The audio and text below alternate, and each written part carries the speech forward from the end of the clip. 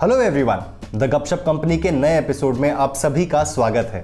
हमें खुशी है कि आपने हमारे शो को इतना सराहाया और प्यार दिया। हमारे सभी दर्शकों को बहुत बहुत धन्यवाद। तो शुरू करते हैं सिलसिला कुछ इंटरेस्टिंग बातों का और लाजवाब गीतों का। और हमारा आज का टॉपिक है एक्सेप्टेंस।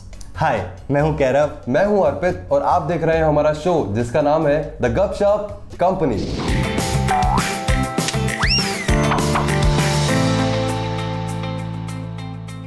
रविंद्रनाथ टैगोर ने कहा है, if you cry that the sun has gone out of your life, your tears might prevent you from seeing the stars. यानी अगर हम इस चीज का दुख मनाएंगे कि सूरज ढल गया है, तो शायद हम सितारों की सुंदरता को ना देख पाएं। और यहाँ हम बात सिर्फ सूरज और तारों की नहीं कर रहे, यहाँ हम बात कर रहे हैं बदलते हुए हालातों की। तो दोस्तों, जब भी कोई सिचुएशन बदलती है, मुझे ऐसा लगता है उस चीज पे दुख मनाने की जगह हमें ओपन माइंड से उसका वेलकम करना चाहिए। बिल्कुल। अगर इस दुनिया में कुछ भी कांस्टेंट है तो वो है चेंज। अब सोचिए ना, हमारी किसी से लड़ाई क्यों होती है? वो इसलिए होती है क्योंकि शायद कुछ चीजें ऐसी होती हैं जो हम एक दूसरे की एक्सेप्ट नहीं कर पाते। और वो कुछ भी हो सकता है, कपड़ों की पसंद, खाने की चॉइसेस, डिफरेंट हॉबीज, या वो हो हमारे अलग अलग ओपिनियंस यानी कि विचारधाराएं। चलिए मान लीजिए कि एक्सेप्ट ना करने की वजह से आपकी किसी से लड़ाई हो गई और आप लड़ाई में जीत गए, यानी कि आपने सामने वाले इंसान को आपका पॉइंट ऑफ व्यू कन्विंस कर दिया। पर क्या ऐसा करके आपको अच्छा लगता है? नहीं ना। प्यार में ऐसा ही होता है, जो जीता वो भी हार गया और जो हारा वो तो हारा ही। और वैसे भी हार के अगर कोई चीज बेहतर हो तो उसमें कोई बुराई नहीं। और इसे हारना नहीं, बल्कि सामने वाले को वो जैसा है उसे वैसा ही एक्सेप्ट करना कहते हैं। प्यार में कौन जीता कौन हारा इसके कोई मायने नहीं होते। लाइफ में चलते रहना बहुत जरूरी है। अब साइकिल तो हम सभी ने बचपन में चलाई ही होगी, या फिर हम में से कुछ लोग साइकिल अभी भी चलाते होंगे। तो जब तक साइकिल के पहिए घूमते हैं, साइकिल चलती है। जैसे ही पहिए रुके, साइकिल गिरी। बिल्कुल सही।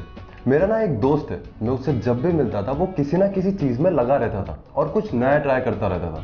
अब ऐसा नहीं था कि रास्ते में मुश्किलें नहीं आती थी, मुश्किलें आती थी, पर वो ट्राई करना नहीं छोड़ता था। बेसिकली उसने एक्सेप्ट कर लिया था कि प्रॉब्लम्स तो आएंगी बट मुझे रुकना नहीं है। एग्जैक्टली। और जैसे हमने साइकिल का एग्जांपल दिया, जब भी हम साइकिल चलाते हैं तो सड़क पे हमें स्पीड ब्रेकर्स, खड्डे या फिर तरह तरह की चीजें दिखती हैं। अब उसे देखकर हम रुक थोड़ी ना जाते हैं, हम उसे कॉन्फिडेंटली क्रॉस करते हैं या फिर अवॉइड करके आगे बढ़ते हैं। और ऐसा ही होता है हमारी लाइफ में भी। मुश्किल हालात और अड़चने तो आएंगी जिसे हमें क्रॉस करना है, पर सबसे जरूरी है ये एक्सेप्ट करना और आगे बढ़ना। चलिए बात करते हैं हमारे अगले गाने की।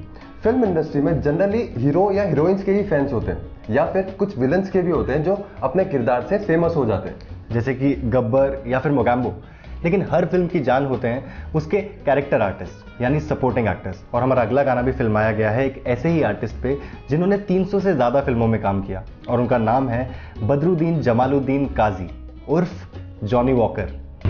दोस्तों, अभी तक हमने बात की कि लाइफ में प्रॉब्लम्स तो आएंगी और उस चीज की एक्सेप्टेंस होना बहुत जरूरी है। पर इसका ये मतलब नहीं कि प्रॉब्लम को एक्सेप्ट कर लिया बट हम हमारा बिलीफ सिस्टम ही छोड़ दें।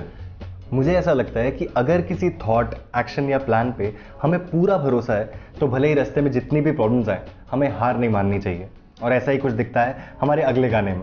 1956 में राज खोसला एक मूवी डायरेक्ट कर रहे थे जिसके हीरो थे देवानंद, हीरोइन थी वहीदा रहमान, और उस फिल्म को प्रोड्यूस कर रहे थे गुरुदत्त। इस फिल्म की सबसे अनोखी बात यह थी कि इस फिल्म का म्यूजिक तो सुपर डुपर हिट था, लेकिन इस फिल्म में देवानंद ने एक भी गाना लिपसिंग नहीं किया था। उस समय जब ये बात देवानंद को पता चली तो उन्होंने साफ साफ कहा कि ऐसा करने से फिल्म को नुकसान हो सकता है, उनके फैंस या फिर कॉलेज के बच्चों को ये बात पसंद ना आए और फिल्म इवेंचुअली फ्लॉप हो जाए। पर राज खोसला अपने डिसीजन पर खड़े यानी कि एडिक्ट थे। जब बात कहीं पहुंच नहीं रही थी तो गुरुदत्त, जो इस फिल्म को प्रोड्यूस कर रहे थे, उन्हें बीच में आना पड़ा। देवानंद की बात उन्हें समझ आ रही थी पर राज खोसला रस से मस नहीं हो रहे थे। तो फाइनली दोनों को मनाने के लिए देवानंद को एक गाने के बोल दिए।